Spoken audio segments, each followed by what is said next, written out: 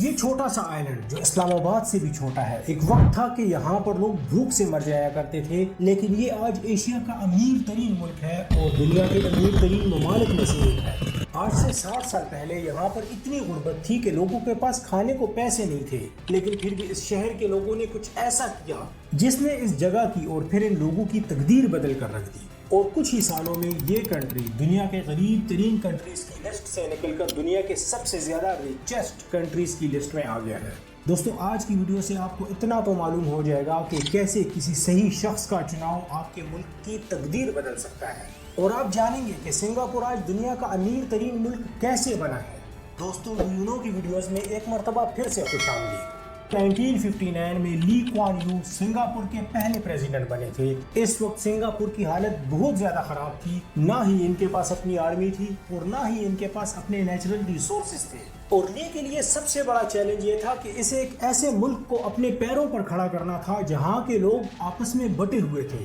جہاں لوگ جھونپڑیوں اور گندگیوں میں رہتے تھے، جہاں صحت کے مسائل تھے، بے روزگاری تھی، اور اوپر سے یہ لوگ افیم کا نشہ کرتے تھے۔ دوستو، اس ملک کو ہر شعبے میں ترقی کی ضرورت تھی، لیکن اس وقت لی کو اتنا اندازہ ہو گیا تھا کہ اگر ترقی کرنی ہے تو سب سے پہلے لوگوں کو یونائٹ کرنا ہوگا۔ دوستو، اس وقت سنگاپور میں زیادہ تر تعداد چائنیز، ملائیشین اور انڈین لوگوں کی تھی۔ انہوں نے اپنی کمیونٹیز بنائی ہوئی تھی اور یہ سب ایک دوسرے سے نفرت کرتے تھے۔ چائنیز بچے صرف چائنیز کمیونٹی کے اسکولوں میں جاتے تھے اور ملائیشین بچے صرف ملائیشین کمیونٹی کے اسکولوں میں جاتے تھے۔ دوستو، لی نے اس مسئلے کو جڑ سے ختم کرنے کے لیے گورنمنٹ اسکول بنوائے اور ان اسکولوں میں اس نے انتہائی اعلیٰ سٹینڈرڈ کی تعلیم بہت ہی کم پیسوں میں دینا شروع کر دی۔ اب جب ان لوگوں نے دیکھا کہ ان کے بچوں کو بہت اعلیٰ سٹینڈرڈ کی ایجوکیشن گورنمنٹ اسکول میں بہت کم فیس کے ساتھ مل رہی ہے، تو ان سب نے اپنے بچوں کو اپنی کمیونٹی والے اسکولوں سے نکلوا کر اب گورنمنٹ اسکولوں میں داخل کروانا شروع کر دیا۔ دوستو، گورنمنٹ اسکولوں میں انہوں نے ایک چیز پر بہت زیادہ فوکس کیا اور سب بچوں کے ذہن میں انہوں نے ایک بات ڈالی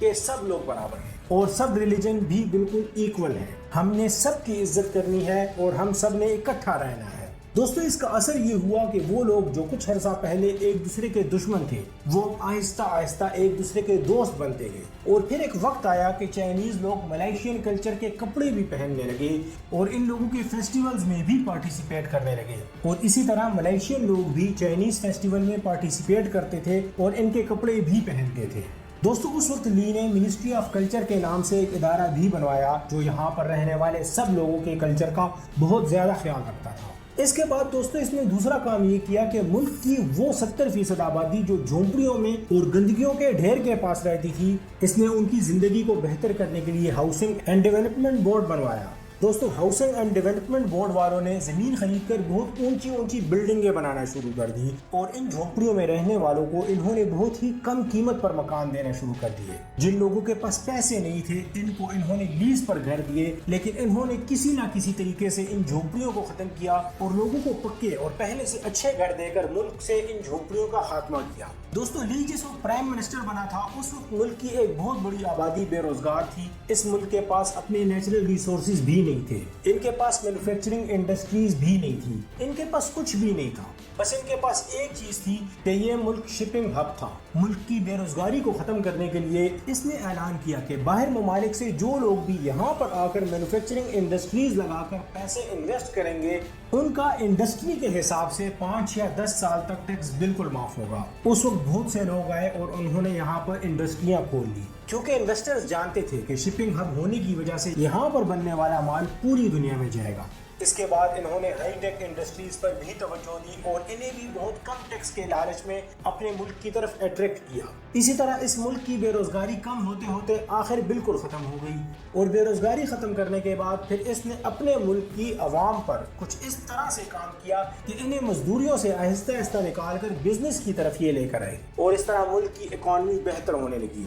دوستو، اس دوران لی نے سختی سے کچھ چیزوں پر کام کیا تھا۔ شروع میں یہاں کے لیبر ہر دوسرے تیسرے دن فیکٹریوں میں سٹرائک کر دیا کرتے تھے، اور یہ سٹرائک پھر کئی دن تک چلتی تھی اور اس سے ملک کا اور انڈسٹریز کا دونوں کا نقصان ہوتا تھا۔ اس نے سٹرائکس پر مکمل پابندی لگوا دی، اور دوسرا کام اس نے یہ کیا کہ کرپشن کے خلاف اس نے سخت قوانین بنوائے اور ان قوانین کو اس نے سب پر لاگو کروایا، خود پر بھی لاگو کروایا، اور اس کے لیے اس نے ایک ادارہ بھی بنوایا۔ दोस्तों ली 5 जून 1959 को प्राइम मिनिस्टर बना था और फिर ये 28 नवंबर 1990 यानी 30 साल तक प्राइम मिनिस्टर रहा। इसके बाद गो चॉक टॉन्ग सिंगापुर के प्राइम मिनिस्टर बने और इसने भी इन्हीं उसूलों को फॉलो किया और अपने मुल्क को इसी तरह तरक्की की राह पर चलाया। इसके बाद फिर 2004 में ली का बड़ा बेटा प्राइम मिनिस्टर बना और इसने फिर कुछ ऐसे इकदाम किए जिसने मुल्क की तरक्की में 4 चांद लगा दिए और ये मुल्क दुनिया के सबसे ज्यादा अमीर तरीन ममालिक की फहरिस्त में जाकर खड़ा हो गया। हाईटेक मल्टीनेशनल कंपनियों के बाद इन्होंने ऐसे लोगों को अपनी तरफ अट्रैक्ट किया जो रात की रंगीनियों को पसंद करते हैं और खूब पैसे लुटाते हैं।